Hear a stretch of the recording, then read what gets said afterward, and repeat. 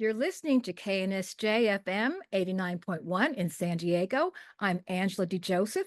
This is Women of Color Roar radio show. And today we are talking about women and voting. And I think it's important to hear from women from all communities. And let's hear what's going on. We know that women are going to be the deciding factor in this particular election, as they have in the past. But there's a lot going on. We actually have a woman on the ticket for president. And we also have a man who we know who's been on it, who's been president before. So I wanted to talk to some people and hear their point of view. So joining us, starting off with Tama Becker Varano, and introduce yourself, Tama.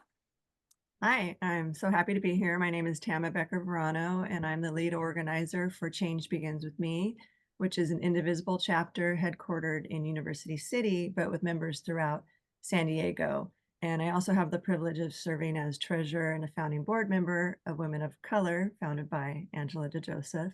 But here today, I'm sitting in the capacity as the lead organizer for Indivisible. So thank you so much for having me on this really important issue. And we have Nikki Faddick, who I've been trying to get on the show for years. Well, thank you for inviting me and thank you for your persistence. My name is Nikki Faddick. I use she, her pronouns, and I'm an organizer. I live up in North County. I'm a mom. I got started organizing around issues around healthcare, as well as gun violence prevention. I now work for the largest gun violence prevention organization in the country. I am proud to serve on our county's Democratic Central Committee. I like to work on issues around healthcare, access to insulin, supporting and promoting the rights of the LGBTQ community, access to reproductive care, and other issues that are important to me. I'm super excited about our opportunity to elect the first woman president of the United States. So I'm grateful for the opportunity to come talk about that. Well, I'm glad you brought that up because, as we all are witnessing, women have gone through this in the workplace and in life.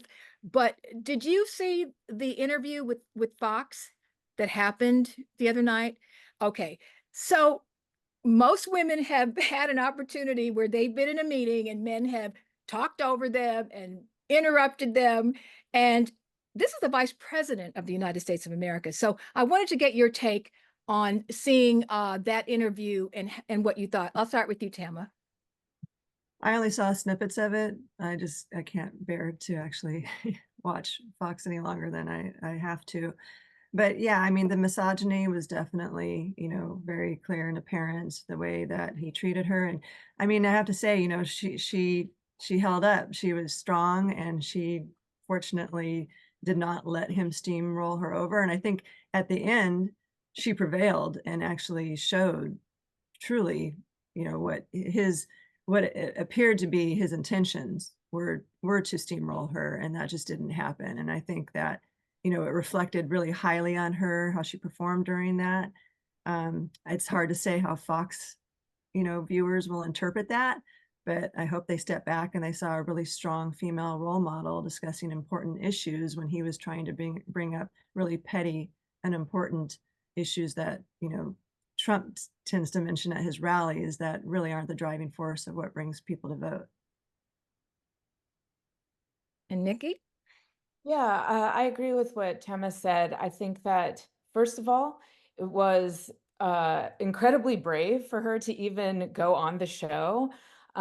It's sad that has to be the position that you think it is brave for someone to just be interviewed. But when her opponent is clearly hiding from the media to, willfully subject herself to that, I think shows that, first of all, she's confident in her leadership, her knowledge of the issues, and her ability to persuade folks that might be on the other side, but are just turned off by Trump's rhetoric, his instability, and all of those things.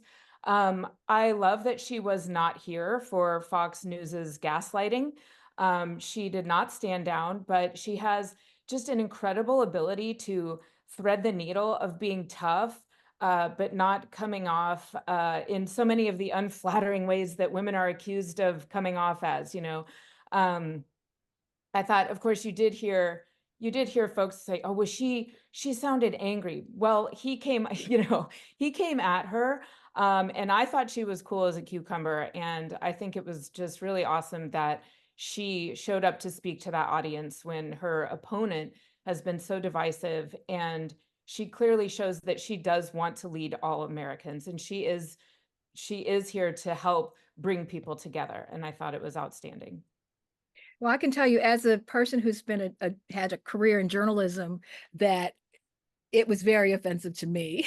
So, and like Tama, it was, difficult to watch because an interview is an interview. An interview is not an interrogation or a badgering of, she's not the witness of, or something in prosecution. So to me, the disrespect. And so this is something that women deal with. But the second thing we talk about misogyny, but all the misogynoir, because Black women have a double dose of it. So, and this is something that I see repeatedly, and even in the other stations, have been doing this for years. But I know, Tama, that you have daughters.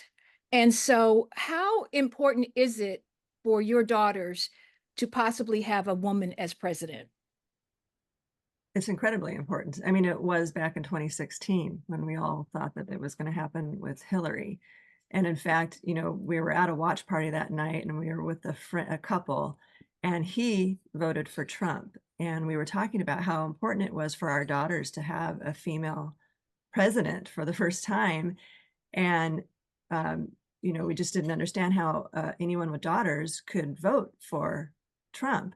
And his wife looked at her husband and said, "Yeah, Bill, how could you vote for him?" And it was just so apparent. And I remember daughters trying to have conversations with their fathers at that time to persuade them that, this is why it's important to have a female president. And so anyway, here we are, 8 years later having the same conversation, but we've learned from that experience. And obviously, the issues that are on the ballot this year are bringing women out in full force. And so I really hope we see that at the ballot box. The young women, they didn't have to fight for the right for abortion. They came into a world where that was the status quo, and now it's being taken away and they don't like it. And so that and so many other issues, and just you're seeing the way that the Republican Party actually in general is going after women, and it's terrifying. And my daughters see that, and they've always been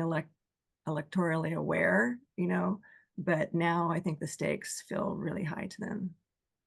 Well, one thing is, it's always seems that, and this is the same thing that happens in corporate America, that women are always the super qualified, the person who has all of this, the experience, all of the degrees, everything. And she goes up against a man who like just showed up. And somehow people want to make that equal and they want to disqualify the woman. And so, and we went through that obviously, when we saw Hillary Clinton running in that election. And now to have that repeated, somebody who clearly, has been to law school, who's been a district attorney, who's been attorney general of the largest state, who's been a senator, who has served as vice president of the United States, to turn around and say that she's not qualified. How could that, how is that even possible? So Nikki, your take on, a woman being president. Well, I mean, first of all, back to your question you asked of Tama. I'm the mother of 3 sons, and it is equally as important to me to see them advocating for a woman to lead our country, to see women in those roles, to respect their leadership, to also show up for women's issues, right? Like, women alone cannot advocate and have to fight for abortion access and other women's issues when it is especially men who are making so many of these decisions that affect women. So I think it's important for all of the young people to see that, this is a country where this is possible, and to help make it possible. I'm so proud of how many of my own kids and all of the youth that are showing up to help make this happen. But what you referred to, Angela, it is aggravating. I've been, phone banking a ton. I've spent a ton of time on the phones, and I have talked to people and had them tell me over the phone that Kamala Harris is not qualified to be president of the United States. It is the misogynoir that you referred to. There's no other explanation for it because she is clearly qualified. She clearly has both the professional and lived experience. And it is there. I don't understand what other possible explanation for that position there could be. When Donald Trump was elected in 2016, he had zero experience. He was a failed business person. And, you know, a reprisal of the role was certainly not warranted from the first time around. There was nothing he did that showed that he was, you know, anything short of unstable, unfit, and himself unqualified to hold the office. So I think that it's our job, particularly me as a white woman, to reach out to other white women to help bring them along, because it's not a serious argument to be made that Kamala Harris is not qualified to be president of the United States. Well, I'm glad you brought up the fact that you all are both white women. So I hadn't noticed. So, but were you all on the call, the white women call for Kamala? Yes. I wasn't. I was on a different organizing call that night. Okay, So okay. All right. Well, you know, I eavesdropped on the call, so I wanted to know what they were going to say. But that was the first time I ever heard the white women come out and take responsibility for electing, you know, men that harm women, and take the responsibility for making up for what they did not do in 2015. And so did you learn anything on that call, Tama? I know you are already somebody who's an ally, but did you learn anything from that call?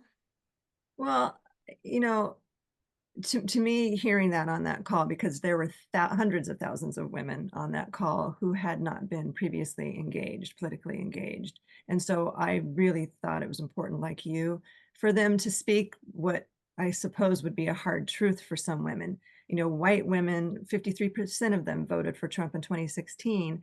And then in 2020, knowing full well what we would get, it increased to 55% of white women electing Donald Trump, which is just baffling. You know, we go to the Women's March in 2017 after he gets elected, and you see a sea of women, mostly white women, and you think, okay, you know, we get it. And then we see the demographics of how the vote turned out, and it was disheartening, to be honest with you. And the fact that we did it again in 2020 shows the work that white women need to do.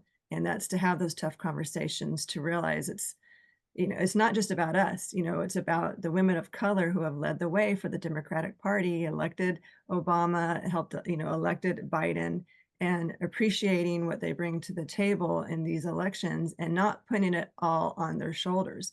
We have to do the work. And I've learned that from you too, Angela, is, you know, going out in those spaces, having the hard conversations, doing the phone banking like Nikki is doing, and knocking on doors. And, you know, we tried to do what we called an intentional community, getting outside of our bubble, which tends to be like-minded people, and pull in others to have those conversations, because I think it's just, we don't really, we have this vision of the other side, and yet it takes the whole humanity out of it. You know, we all, you know, a lot of us have families, we certainly care about our communities, and there's so much common ground that we can find and have these conversations over. And I think that, you know, certain individuals pit us against each other. And so it dehumanizes us. And we have to make sure that people realize that Democrats are not all evil, that we care about the same things. And hopefully on certain issues, we can kind of break down some of those divides and hopefully bring some white women to the side. But it's on us. It's our responsibility to get out there and actually do it. Well, one thing that has been constantly brought up is that white women are the ones that actually hold up the patriarchy, and that there's some self-interest in that economically. So I just want, you know, to hear your point of view on that. Me, Fine. Nikki. Okay, Nikki wanted. Sure. Yeah, I think that that's true. I think some of it is internalized sexism. You know, but it also brings to mind, you are likely familiar with Isabel Wilkerson's book Caste, that talks so much about how, like, I think the dynamic has been that for white women, they're okay subjugating their own interests in service of the patriarchy, as long as they're above other rungs of people that they want to be above, that they want to think of themselves as above. And so in that way, they perpetuate voting against their own self-interest for the ways that they think that it serves them, even though they're willfully ignoring the ways that it does not serve them.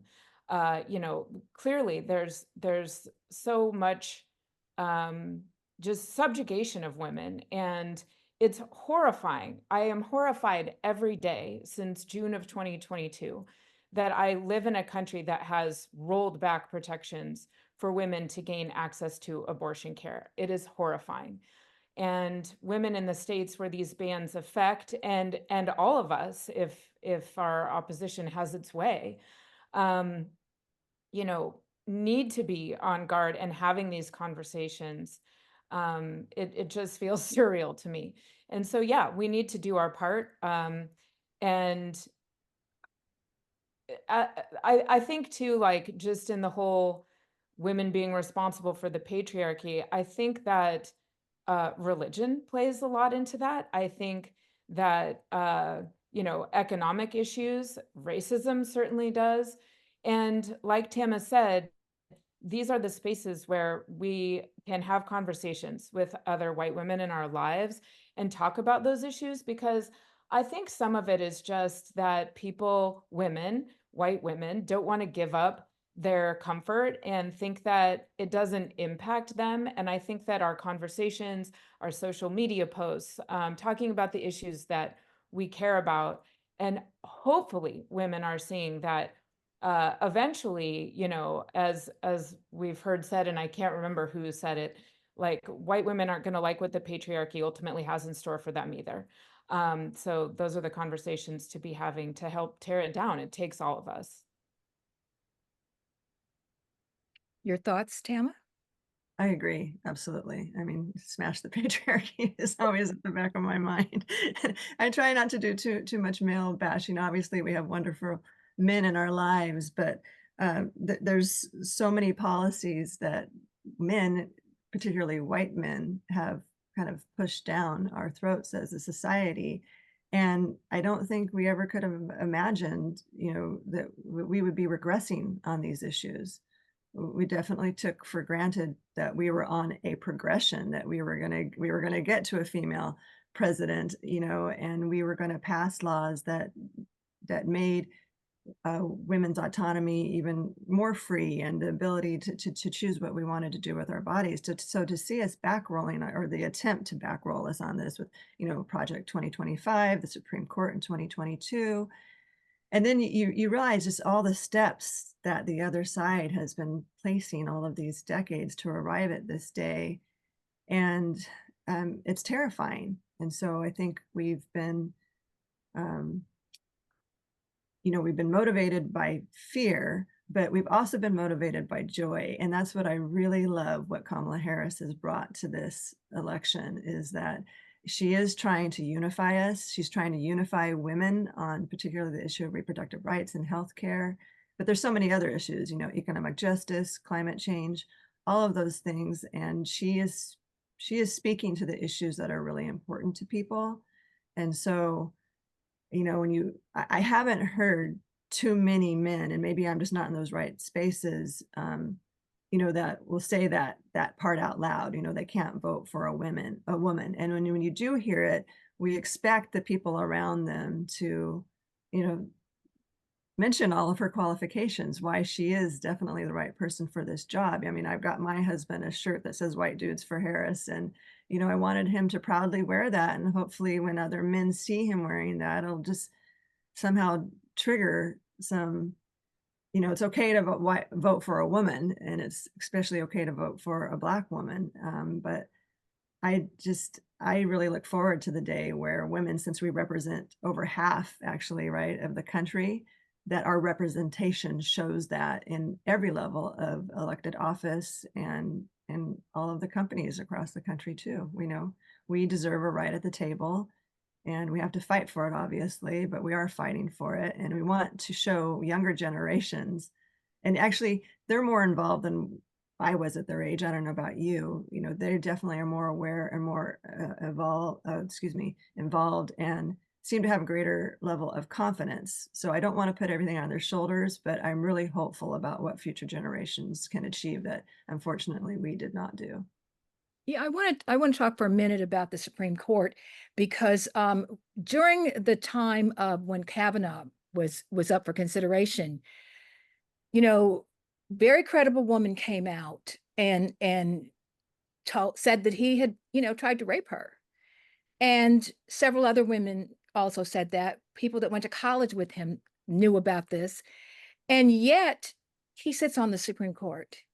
And that to me shows a complete, utter disregard for us, our personal safety, our body autonomy, um, because this is someone who now turned around and ended, with the Dobbs decision, that reproductive rights for women. So when I've talked to some people who are not voting, for example, there's some not voting, then there's some third party voting people, and I listen because I want to know what it is they're feeling, and I want to understand, what their pain is that's causing them that.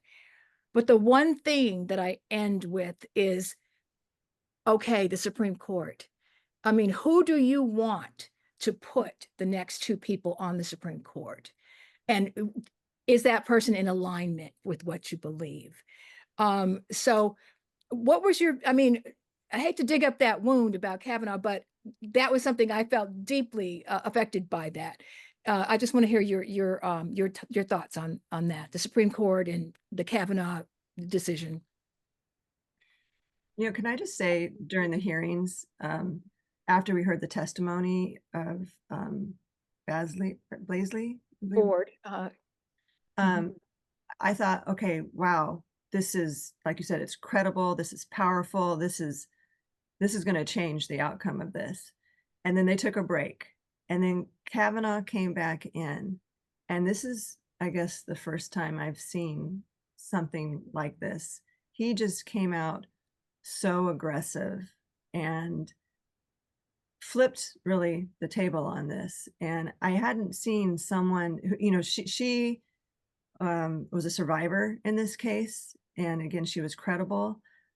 But he just took all of that and talk about patriarchy and misogyny and his aggressiveness during that hearing.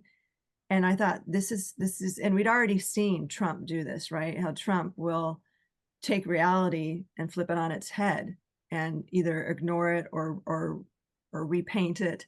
And this is what Kavanaugh did in that moment. And I thought that was actually terrifying to watch somebody in real time on national TV come out so aggressive and flip everything on its head. And this was what the Republican Party was going to do. They were no longer, or they hadn't been actually for a while at that point, the party of facts or reality. They just wanted their agenda passed, and they were going to do whatever they could to make that happen. And it was quite scary to see. That was Christine Bailey Ford. Sorry, yes. Yeah, Okay. but I don't know if you remember, but there was actually a woman who was doing the questioning that they had brought in. And then they pushed her out, literally pushed her out of the way. And the men, took over the questioning because she was actually trying to be fair and go through, I believe, his calendar and the dates and specific things. And they just said no, push. And I thought, this is, we're watching this in real time. So, any thoughts on that, Nikki? Oh yeah, when you bring it up, like I have very visceral memories of it too. I believe that whole hearing was taking place during the midterms. It was like August of 2018, and I remember watching those hearings and just feeling like the gaslighting, watching Christine Blasey Ford's just heroism for standing up to what she was, you know, there to say, and to have, like Tama said, this man just have a temper tantrum before our eyes and get to be confirmed on the Supreme Court was such a gaslighting experience. I remember putting on my headset and going out to canvas, and I've referred to it as my rage canvassing era, because it felt like the only thing I could try to help do. Just, feeling like we were watching it being stolen before our eyes. That's what has happened here, ever since Mitch McConnell refused to hear any of Barack Obama's, confirmations, or I'm sorry, hearings on his pick. Um, and the blatant hypocrisy that they have shown to have withheld a seat from Barack Obama and then shove one down our throats in the wake of Ruth Bader Ginsburg's death in the appointment of Amy Coney Barrett was just like, but they obviously don't mind that hypocrisy, but I do. And it was deeply affecting that whole thing. And I think it is very important and effective to bring up to women voters, because we absolutely cannot let that happen again. There's way too much at risk. And the Supreme Court, the more conservative justices have clearly shown themselves to be compromised. They have conflicts of interest. They don't disclose them. They're, flying upside down flags at their homes and feigning that they didn't understand what was going on or have any control over it. And so we absolutely, I think this, to your point, Angela, is one of the best things that we can invoke in trying to persuade women that we need to vote in our own best interests in this case. I want to talk a little bit about the relationship between Black women and white women. And I've lived in New York City, Los Angeles, Chicago, but I've never lived any place like San Diego where it's so racially polarized when I got here. And so, one of the things that I will say about Women of Color Roar is that we have brought together everyone in the community, all different races, all different ages, that we bring people together. And that to me is what this campaign seems to look like, because I've never seen white dudes for Kamala, AAIP for Kamala, Republicans for Kamala. Obama's campaign was a whole thing, but what's happening here seems to be a different movement. And I don't know if it has to do with the fact that Hillary had to go through, was a sacrificial lamb for women to finally come together. But how can we stop the division between our communities and be more connected as women? What's your thoughts? That's a big question. That's a big question. But, in part, like what you're doing right here, like, as you said, with Women of Color Roar and bringing people together in the community, you've been doing that for years. I think, in spaces where I work in trying to address other big issues like gun violence, knowing that we need to center the communities that are most impacted, I think is definitely a way to help bring people together, because it shows that we're showing up to do the work where it's needed and center the people who are most affected by it. But also, just in like going back to the election, thinking about our outreach, and being intentional about who we're working with, who we're trying to contact, and I think, like, and you're very good at this, Angela, like really meeting people where they are and listening to people, having conversations, not making assumptions about people based on their racial identity or their gender identity. I think would go a long way. I think one of the things that brings to mind is there's been so much talk in this election about how the Latinx vote is going to, make or break, how it plays out, particularly across the Sunbelt states. And there's been so much polling and talk about the Latinx vote. And I think that the takeaway that's important for us to learn is that we cannot make people into a block who are not a block. People are not a monolith. We have to deconstruct that idea and understand that among Black voters, among Latinx voters, people are motivated or not by the same issues, by the economy, by their access to education, by healthcare, and all of those issues, and see people for their humanity and for the way that these issues have impacted them, and try to make inroads in reaching out about those issues. I agree. Yeah. So Indivisible is not a single issue organization, and we've educated our members on a host of issues over the years. And it became apparent fairly early on, but this was kind of educational and a moment of learning for us, is that every issue is a racial justice issue. And so we can see that element in a lot of the topics that we bring to the table, and make sure that we bring that to light for our members. And we also, understand that there were organizations that existed long before we did, dealing with these important issues, and how important to uplift those frontline organizations. We're not going to come in and take over and think that we know what they've been doing for years. We're going to learn from them. And so that has been a gift. And also just showing up. I have learned so much by just showing up in different spaces, and all of the spaces I've shown up have been so wonderfully inviting. And I've built community off of that. The relationship building that's come out of it has been a gift. And we also did, go getting to know San Diego through Get Out the Vote postcarding a couple years ago.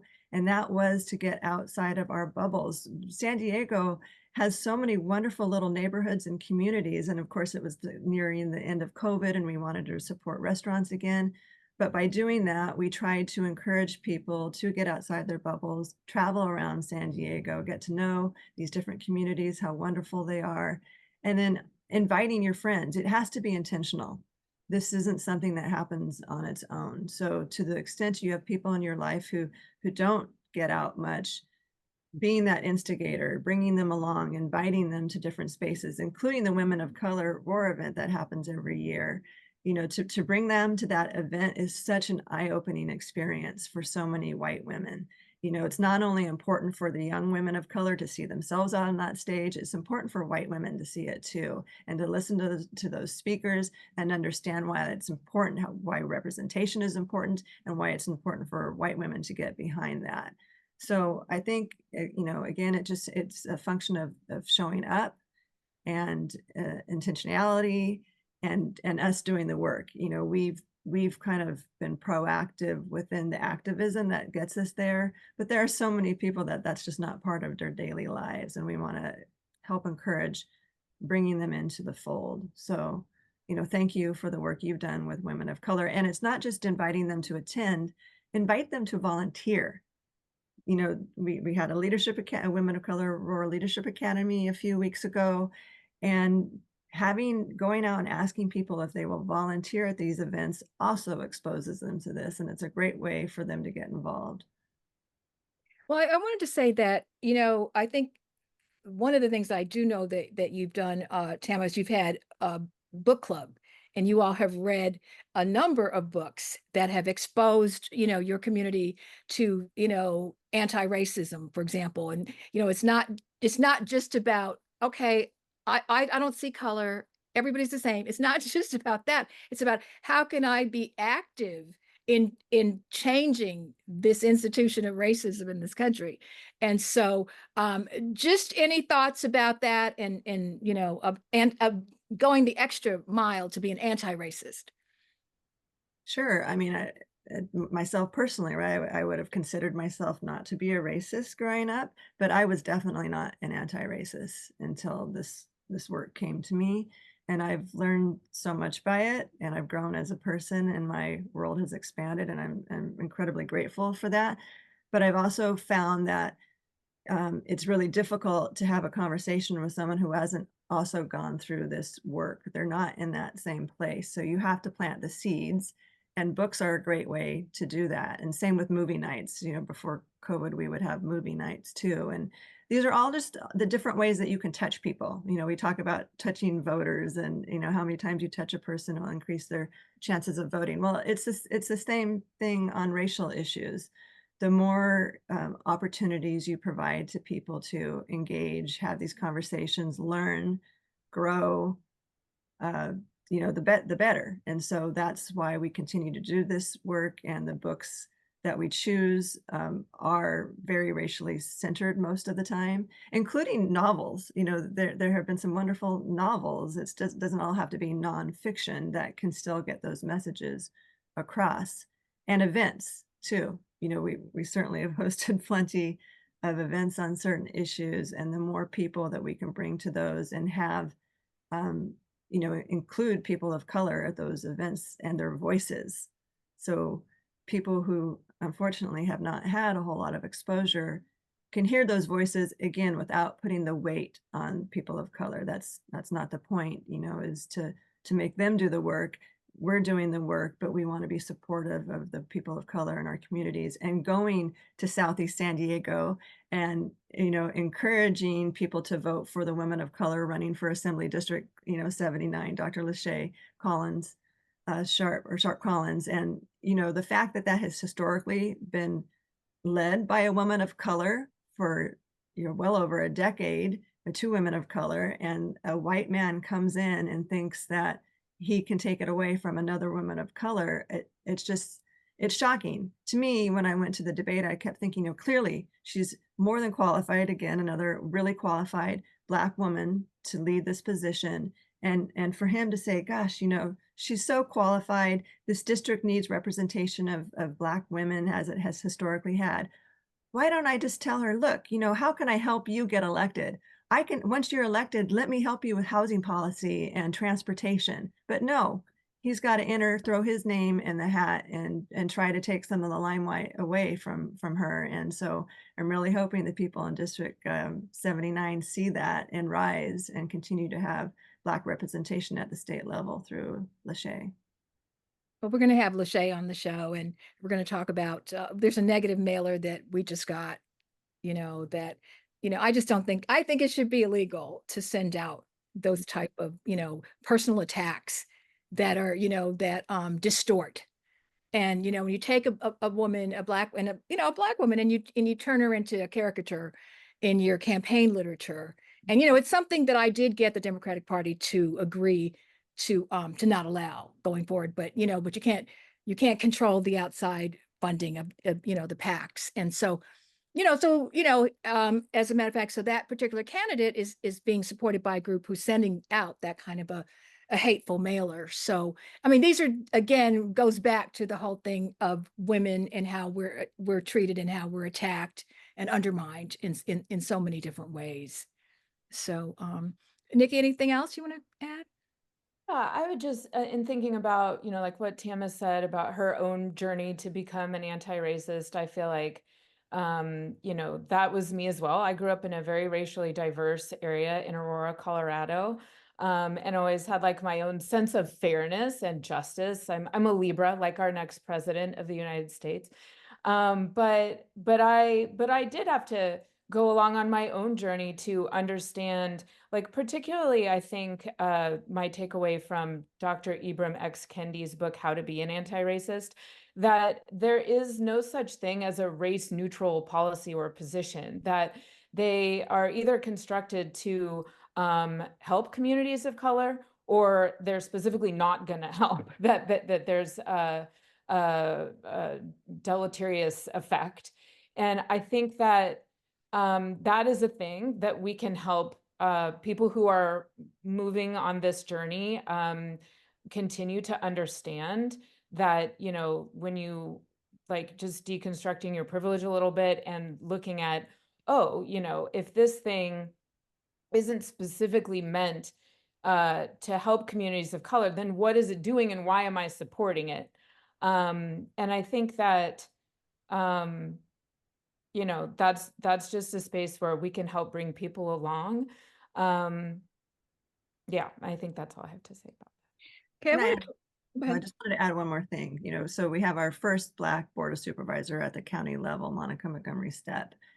And in order for her to really grow that seat and do the things that she wants to do for District 4 and beyond, we have to elect Tara Lawson Remer. We have to reelect Tara Lawson Remer. We need to have that Democratic majority on that board in order for all of them to be successful, but especially Monica. You know, she's bringing new ideas to the board.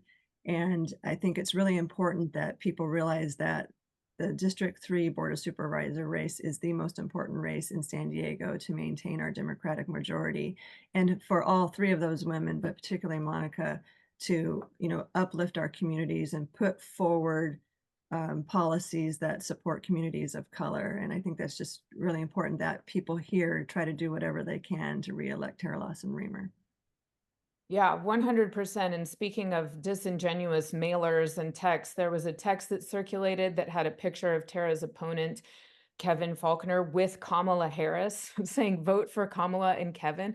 I mean, give me a break. So, and I agree, Angela, like there needs to be more done when these just completely dishonest, deceptive, outreach, whether it's texts or more commonly mailers go out. But people need to definitely know who Kevin Faulconer is. As the Union Tribune said, they wouldn't trust him to run a lemonade stand. Tama's right. We absolutely need to reelect Tara Lawson Remer, and in so many other important seats, our school board races, up here in North County, in Carlsbad, and school boards across the county. We have a lot to lose if we're not paying attention in those races. So folks should definitely check out like the San Diego County Democratic Voter Guide and make sure they're tuning into who they're voting for in those races. Well, I think obviously, I mean, we're a group that's very much involved in what's going on, but the average person has no idea. I mean, my neighbor would run if I tried to talk politics. I actually literally, she just registered to vote for the first time. I'm so happy. But they really are outside. They don't know what the assembly is. They don't know what a supervisor does. They don't know, who's running or the different positions. And so, part of what the reason I do this show and I try to write, is to educate more people. And not just in our, talk to us in our bubble, but to share it and get it, get the information out about, so that people are educated. And I think that's part of the reason why when we have events, I have elected officials there so people can see who they are and, get to know them. Because I feel that there is a real lack of knowledge is part of the issue. Why people don't vote or vote against their own best interests is part of it, has to do with a lack of knowledge. But before we start to wrap up, I want to talk about the issues that are important to women. And I do want to talk about gun violence because, March for Our Lives came out. David Hogg immediately and endorsed Kamala. And I thought, to see these young people say, no, we're going to get out here and we're going to put ourselves out here for this candidate. So let's talk about gun violence. I don't understand why we continually have these massacres in the school, in the theater, in the grocery store, and yet nothing happens. And yet, women have children. Women are usually the heads of the family. Why are women not more forceful about getting this done? Go, Nikki. I think lots of women are. I think, in our organization, we have almost 11 million supporters across the country, and we are tapping into that network to which organization is this that you're talking about? Well, I work for a gun violence prevention organization. Okay. I'm not gonna. Oh, no, I just didn't know if it was something different. Okay. No, but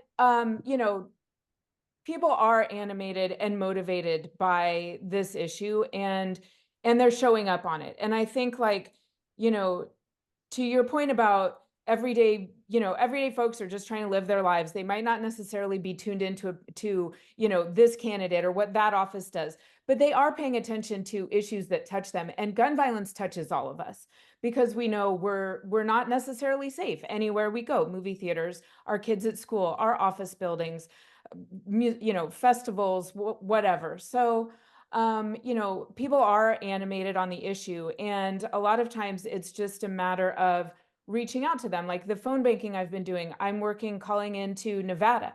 And of course, we're talking about Kamala Harris, who, by the way, has been outstanding on our issue. She is talking about, she's running on an assault weapons ban. She talks about, as head of the first ever Office of Gun Violence Prevention in the White House, she talks about, and the office talks about secure storage of firearms and community violence intervention funding that is going to help, pay for and galvanize the boots on the ground that are interrupting cycles of violence in the cities that are most impacted. But like you said, thinking about the school shootings that we continually watch happen, we are making progress on it. A lot of it has had to work through the states when our Congress declined to do what was right years and years ago after the Sandy Hook school shooting.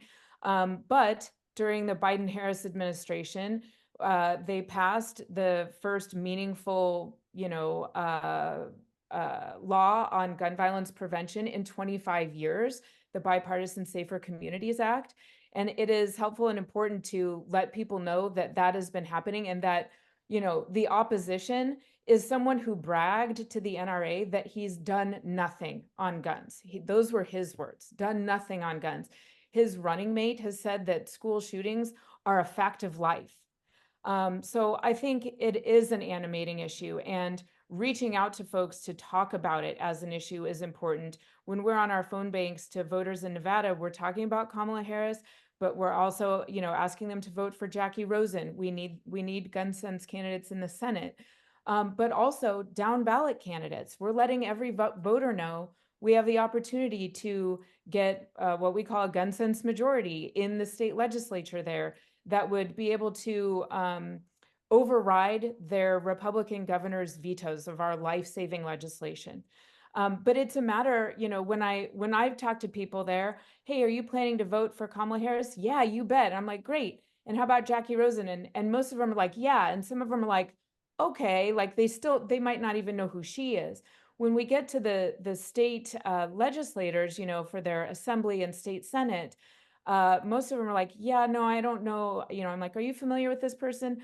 No, I'm not sure. So then I explain, hey, this is why this is important.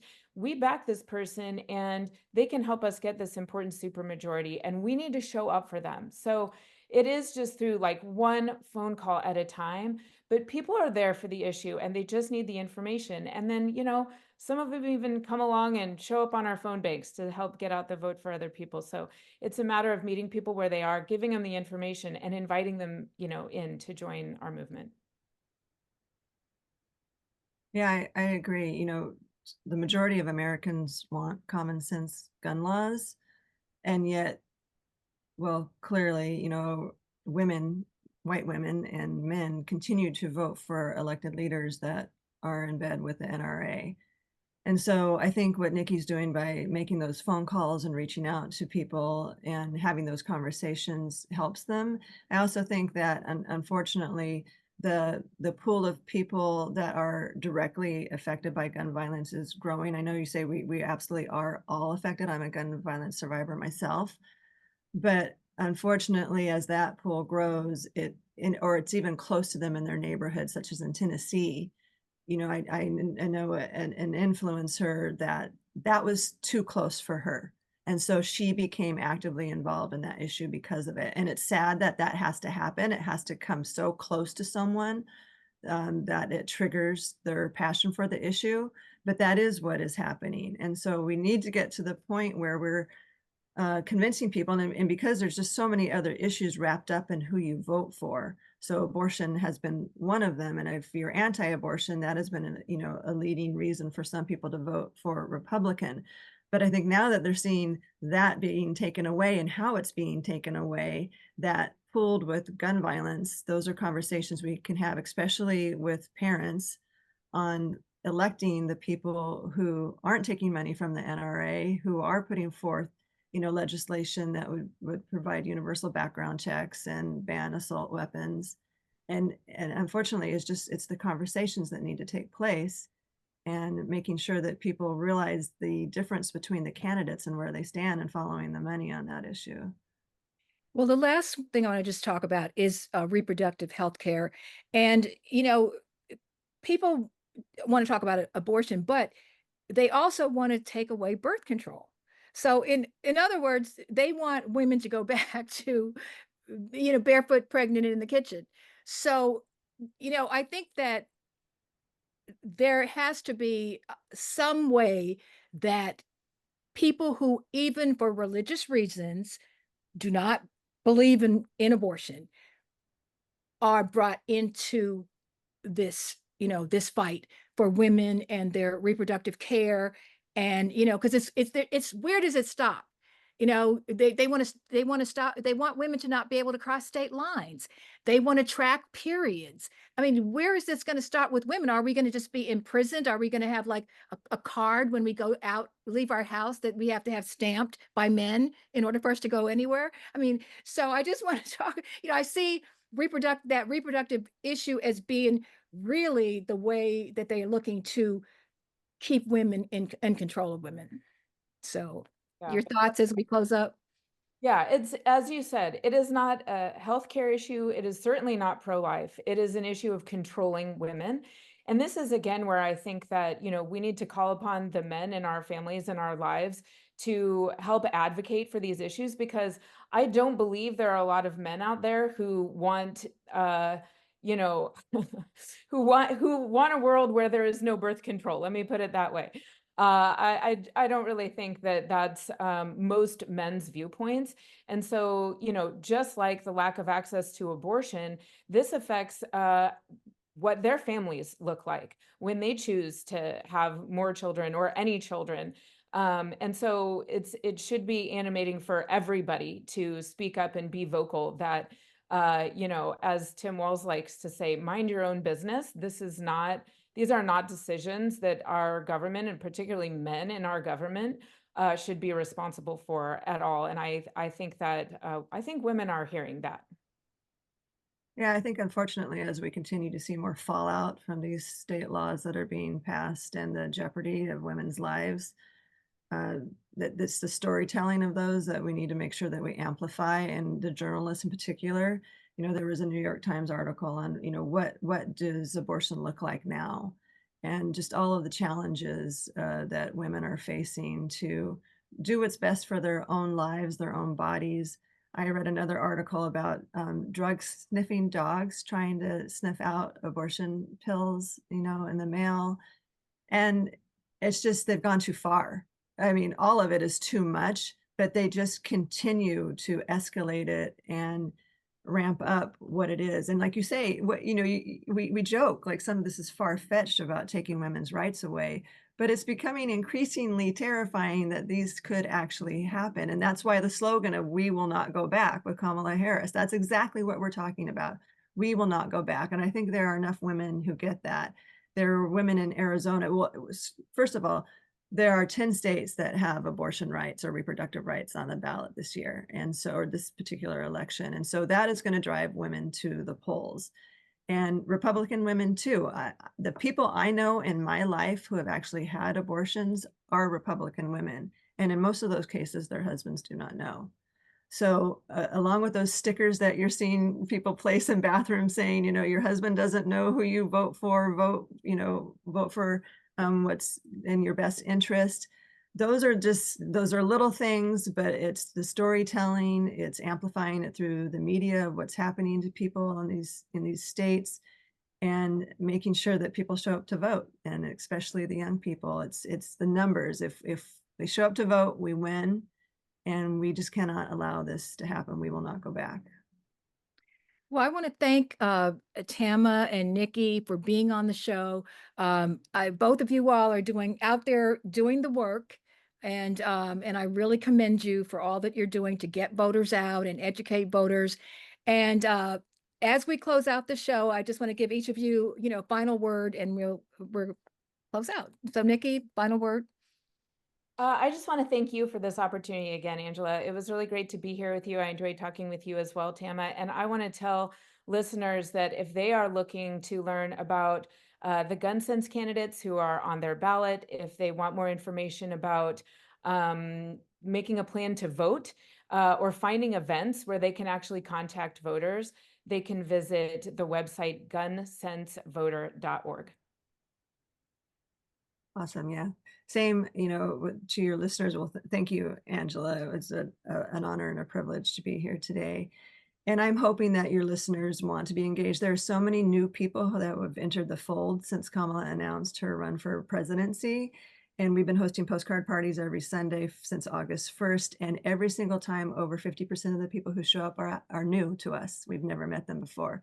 And it's been wonderful. But as we're winding down postcarding, because there won't be enough time to get those out in the mail, we want people to turn to phone banking, to knocking on doors. Take Action San Diego has several canvases that they've lined up to go to Yuma, Arizona, which I didn't realize is only like 2.5 hours away. It's super close. And the Harris campaign is paying for the accommodations for these trips. There's also trips to Nevada, Nikki mentioned for Jackie Rosen.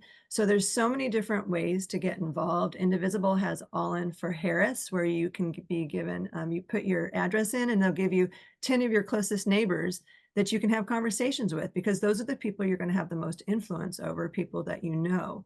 So I'm hoping that you'll reach out. We have a resource called Be the Change SD_resources that we would love to help you find those phone banks, the text banks, the canvassing, and all the different ways you can make a difference before November 5th.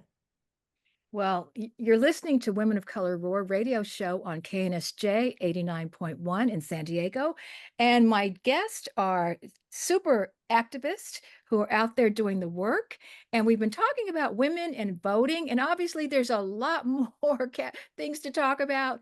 But I really want to thank both of you for being on the show today. And I look forward to, further conversations with you. And thank you for being here. Thank you. Thank you. And I wanted to just encourage everyone to get out and vote. If you're in San Diego, you can go to sdvote.com and you can put in your information and find out if you're registered. If you need to update your registration, please do so. If you're in another part of the state or another part of the country, go to iwillvote.com and you can find out locally where you go to register to vote. The other thing is that you want to make sure your friends are registered, because there are states where they're taking people off the registry. So you can check with your Secretary of State to find out where you vote and if you're registered, and make sure that your registration is current. If you've moved, you have to re-register. So I wanted to talk a minute about negative mailers. And so here in San Diego, we had negative mailers the last session, and we were able to get the Democratic Party to pass a resolution so that anyone that was, in the Democratic Party that was running would have to stop it, in order for them to get the endorsement. However, that's not everyone. And so I wanted to just point out, I got one today and I was really disturbed by it. And this one happens to be against Dr. Lachey Sharp Collins. And it's basically, has some pictures of her where she was, at a casino, but they've made this whole narrative like she's a gambler. But what's important when you get a negative mailer is to see who is behind it. And this one is paid for by the California Real Estate Independent Expenditure Committee, California Association of Realtors. So that makes you wonder, okay, why is the Association of Realtors putting out a negative mailer like that? So who's the candidate that they're supporting and why? So I wanted to just point that out, because you have to think about, do you want to vote for someone who is aligned with an organization that would put out something slanderous like this? So that's the kind of thing that, unfortunately, as a voter, we've got to educate ourselves. Don't just believe it because somebody puts it on a mailer and sends it to you. Don't just believe it because you see it in a commercial. Do your own homework, find out who the candidates really are. But it's important to know who is funding the candidates, who's behind them. So that's my public service message for today. I look forward to continuing the conversation about voting, and I look forward to seeing you next time.